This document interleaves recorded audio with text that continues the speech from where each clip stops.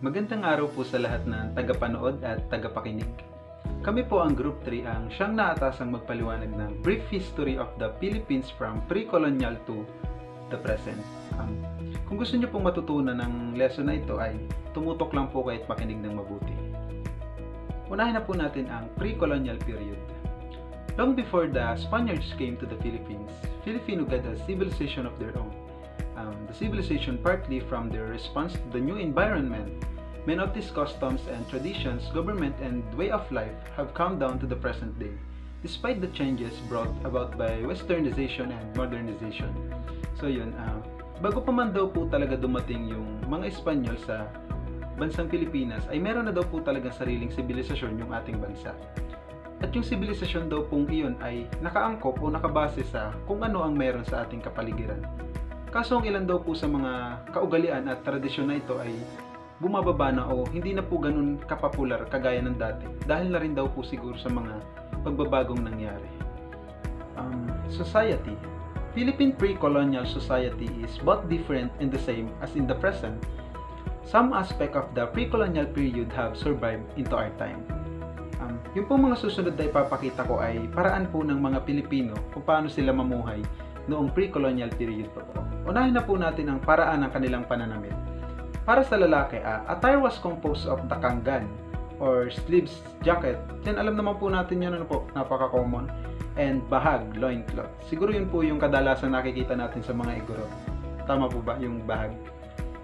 The color of the kanggan indicates rank, red for the chief, black or blue for the commoners. Yun po ang kulay niya. And men also wear a turban called putong, which also tell the social status achievement of the individual wearing it. Abay, napakagaling po, ano.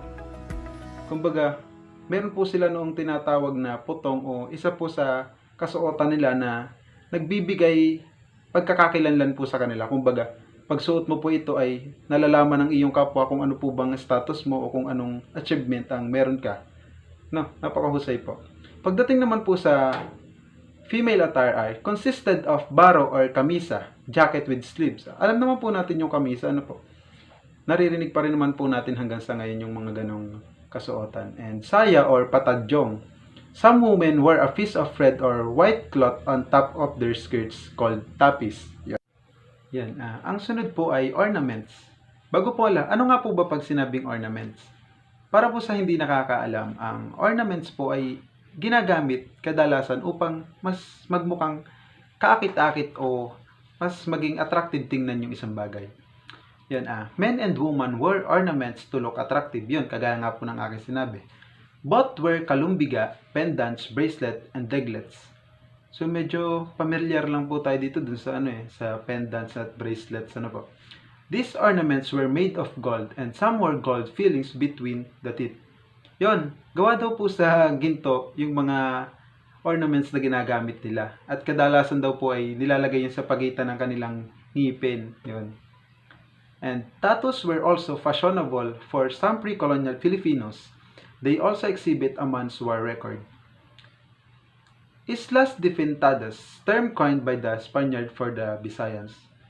Yan, nilikha daw po yun ng mga Spanyol para sa mga Bisayan, ganun. Sunod naman po ay ang social classes. The society was made up of three classes: nobles o binubuo ng mga dato at ng kanilang mga pamilya, mahadlika o maharlika, and the alipin or yung dependents na tinatawag. Members of the nobility were addressed with the title gat or lakan among the Tagalogs. Yung daw pong mga nobles, yung daw pong mga classes na nobles ay nagkakaroon ng titulo na gat or lakan sa Tagalog. Yung naman pong mga alipin or dependents acquired their status by inheritance, captivity, purchase, failure to settle debts, or by committing a crime. So yun, yung pong mga alipin, nakukuha po nila yung ganong katayuan nila sa buhay dahil po sa kanilang mga mana o kaya dahil sa kanilang mga utang. Kumbaga nagiging pambayad sila sa utang o nabibili sila ng tao. Yun, yung ganon. There were two kinds of dependents. Ang aliping namamahay at ang aliping sa gigilid. Sa Bisaya po ay meron tatlong uri ng dependents. Yun po ay ang tumataban, tumarampok, at ang ayuwi. At ang huli naman po ay ang government. unit of government was the barangay, which consisted of from 30 to 100 families. The term came from the Malay word balangay, meaning boat o yung bangka. Barangays were headed by the chieftains called dato. So kung noon po ang tawag sa namumuno sa barangay ay dato, ngayon po ay para sa atin kapitan na po yun o yung ating chairman po. The subjects served their chieftain during wars, voyages, planting and the harvest, and when his house needs to be built or repaired, they also paid tributes called buwis. So yun, para po sa kanila, yun pong chieftain nila ay yun po yung namumuno sa kanila tuwing may mga gera o paglalayag, pagtatanim o pag-ani, at maging kapag po daw nagpapugas sila ng bahay ay nandun din daw po yung pagbabayad nila ng ayun tinatawag sa ating buwis. Hanggang ngayon naman po buwis pa rin po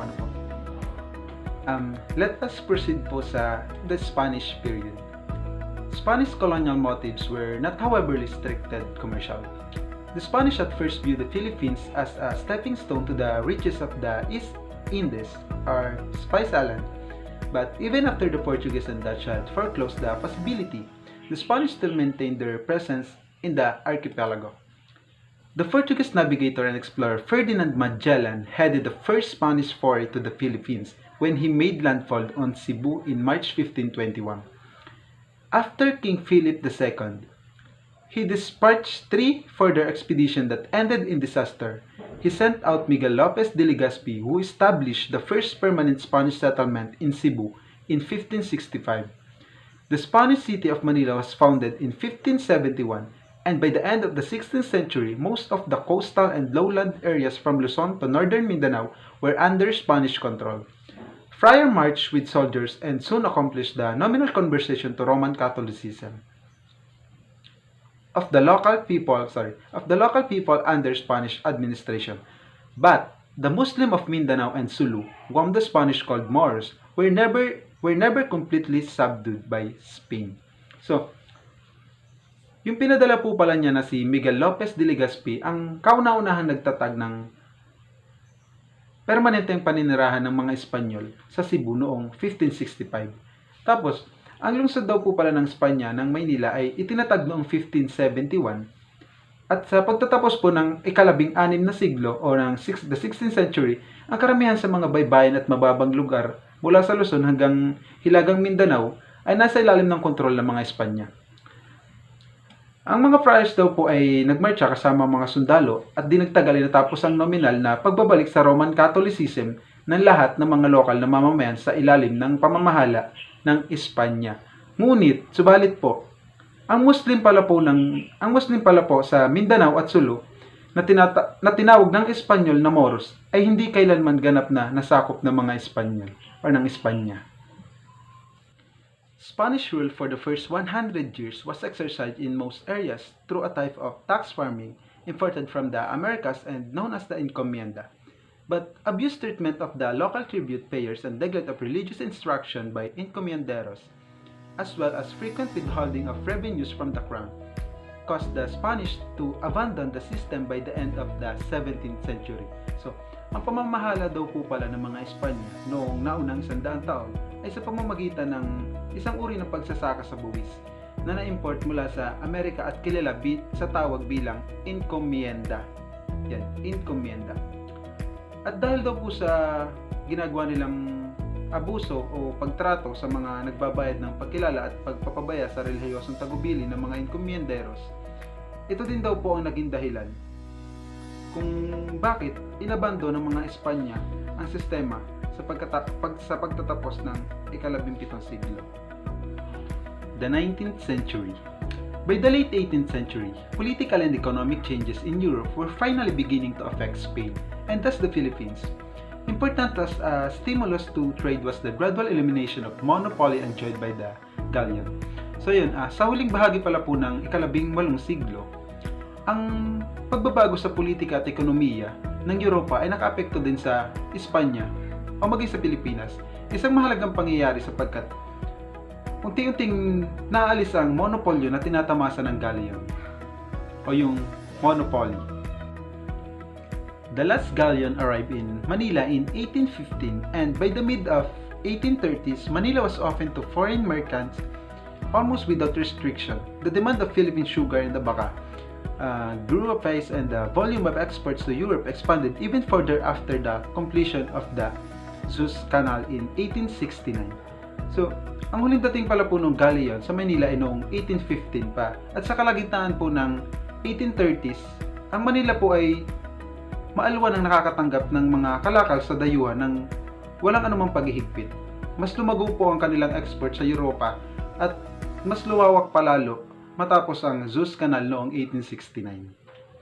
The growth of commercial agriculture resulted in the appearance of a new class. Alongside the land holdings of the church and the rice estates of the free Spanish nobility, there arose haciendas of coffee, hemp, and sugar, often the property of enterprising Chinese-Filipino mestizos.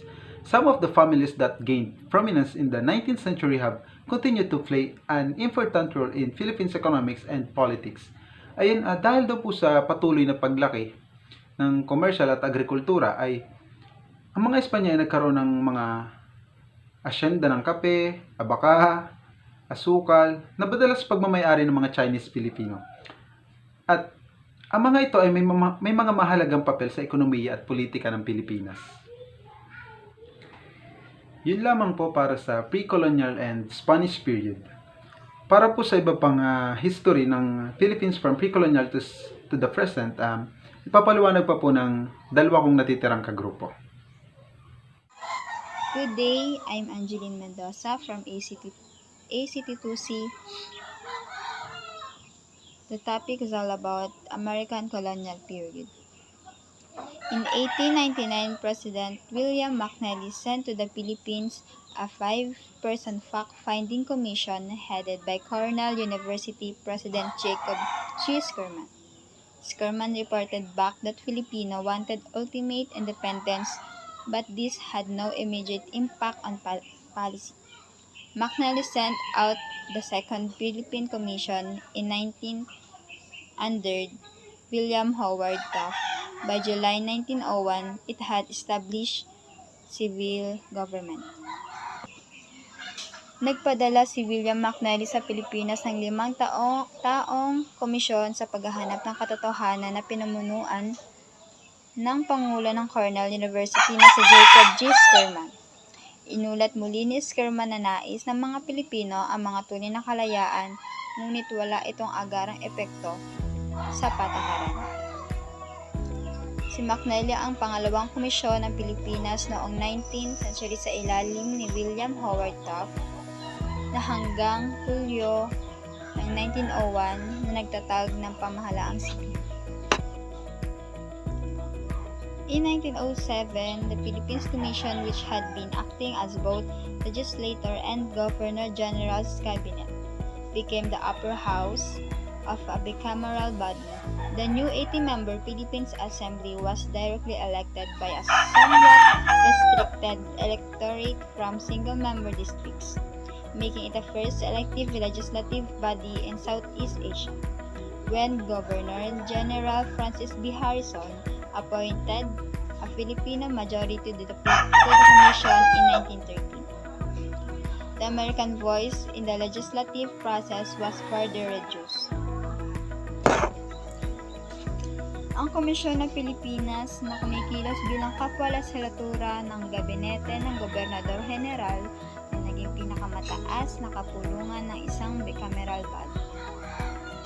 Ang bagong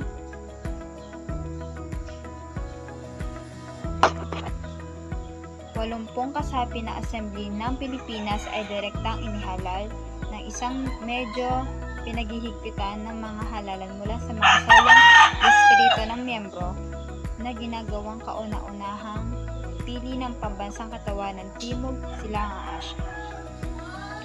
Ang Gobernador General Francis B. Harrison ang isang nakaparaming Pilipino sa komisyon noong 1930. Ang boses ng Amerikanong proseso ay batasan ay nabawasan. Isa na rin si Harrison ang nag-iisang Gobernador General na hinirang ng isang Pangulo ng demokratiko ng unang 35 na pamamahala ng Estados Unidos. ipinadala siya ni Woodrow Wilson na may tiyak na may tagubilin upang ihanda ang Pilipinas para sa tunay na kalayaan. Isang layunin na magsigasig na sinusuportahan ni Wilson sa panahon ng termino ni Harrison. Isang kongreso ng demokratiko sa Washington ay nagmadali upang matupad ang matagal ng pangako ng kumpanya sa parehong dulo. Ang batas na Jones na ipinasa noong 1916 ay naayos ang isang tiyak na petsa para sa pagkaloob ng kalayaan kung ang Senado ay nagkaroon ng paraan. Ngunit pinigilan ng Kamara ang gayong paglipat sa pagwakas ng anyo ng batas. Sinabi lamang ito na hangarin ng mga tao sa Estados Unidos. Sa lalong madaling maitatag ang isang matatag na pamahalaan dito, ay higit na kahalagahan nito bilang isang milyahe ng otonomiya ng Pilipinas. Sa ilalim ng probensyon ng Batas Jones, ang komisyon ay nagtapos sa pinalitan ng isang 24 na miyembro ng Senado halos buong halalan. Ang electorate ay pinalawak upang isama ang lahat ng mga lalaki na marunong bumasa at sumulat. Substantial restriction on Philippine autonomy remained, however defenses and foreign affairs remained exclusive U.S. prerogatives. American direction of Philippines domestic affairs was exercised primarily through the Governor-General and the executive branch of insular government. There was a little more than a decade of truly U.S. administration in the islands. However, too short time in which to establish lasting partners. Rural areas Americans formed 51% of the civil service in 1903.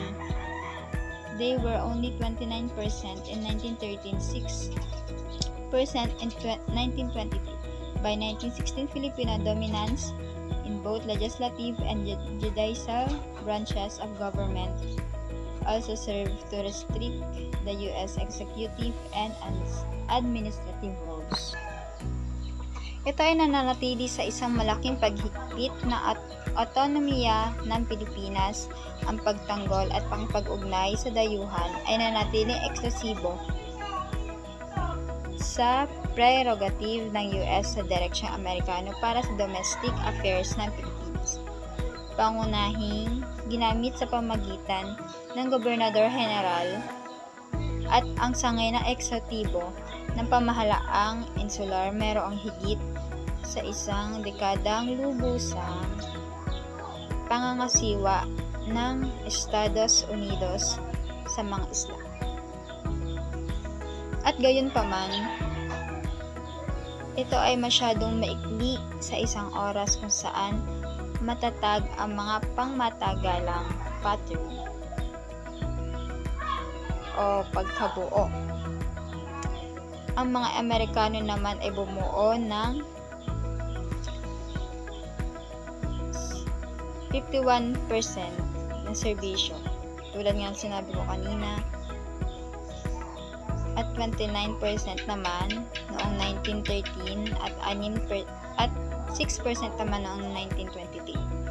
Sa pang-ibabaw ay sa parehong pambatasan at hudisyal ng mga sangay na pamahalaan ay nagsilbi rin upang paghigpitan ang mga tungkulin ng ehekutibo ng Estados Unidos.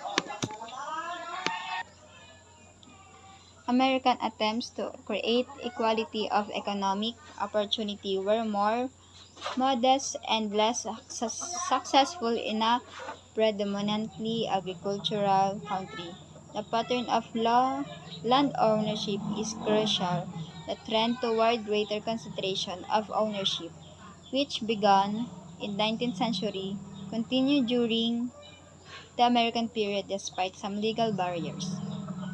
Vast American-owned plantations were forestalled, but legal restriction had little effect on those politically well-connected Filipino were intent on amassing fortunes, the percentage of farmer under share tenancy doubled between 19th and 1935, and the frustration of the tenants erupted in three small rebellions in Central Luzon during 1920s and 1930s.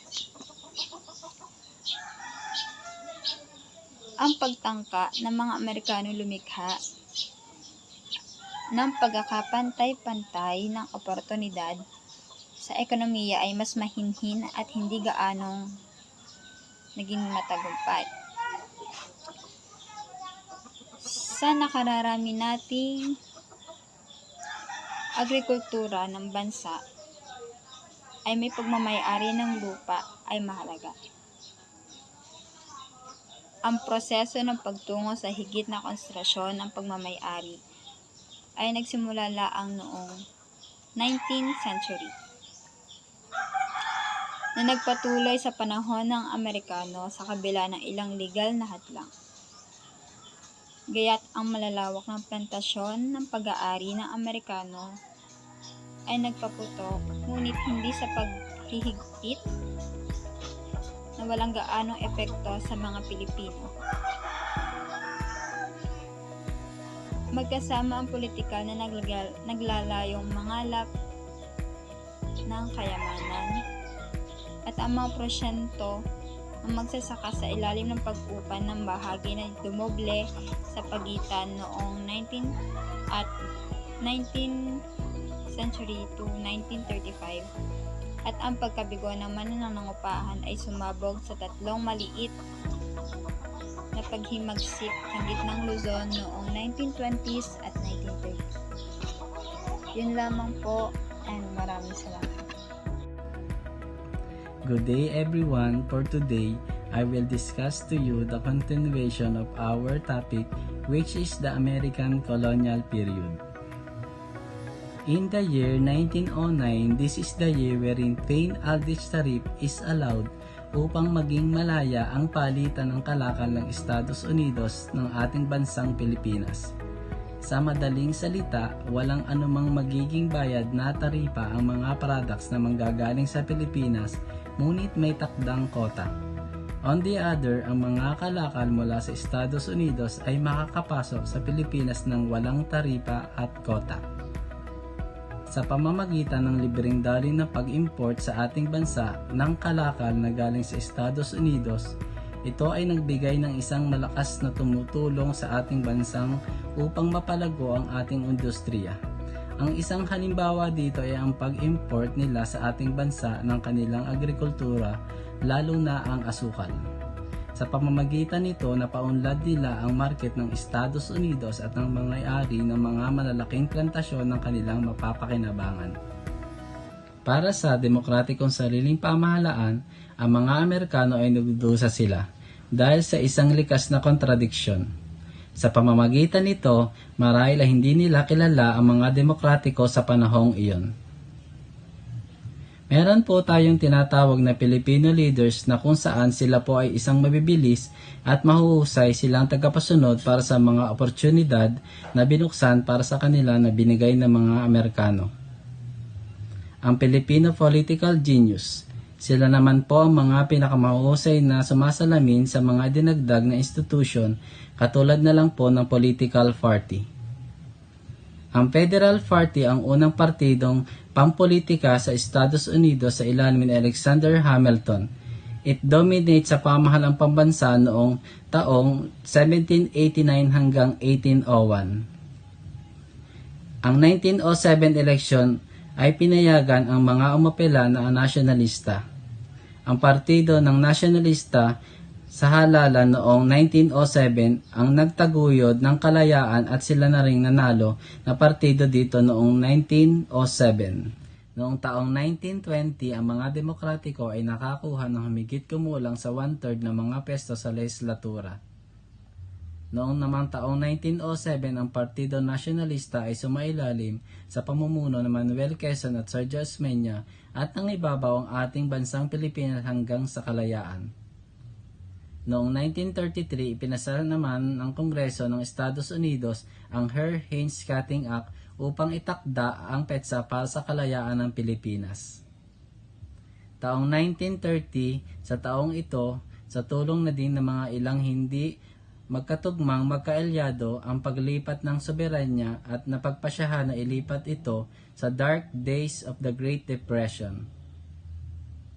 Ang Philippine Legislature ay tinanggihan ang Hair-Haynes-Cutting Act bilang isang resulta ng pagkatalo ni Quezon at Osmeña na labis na maikinatuwa ng opisyal ng mga Amerikano.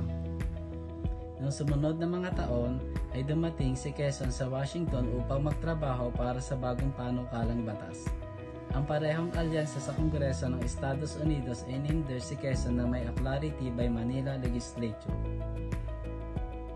Sa pamumuno ni President Franklin D. Roosevelt, ang Constitutional na Convention ay mabilis na inihalal ang isang konstitusyon na kung saan ay may pagkakahawig ang isang modelo ng US na nakaprame at inaprubahan na plebisito. Si Frank Murphy ang huling Gobernador General na naging isang commissioner. Noong taong November 15, 1935, ang Commonwealth ay pinasinayaan. Ang partido ng nasyonalista ay nagtap sa mga panloob na pagtatalo. Hinirang na President si Quezon at Vice President naman si Osmeña.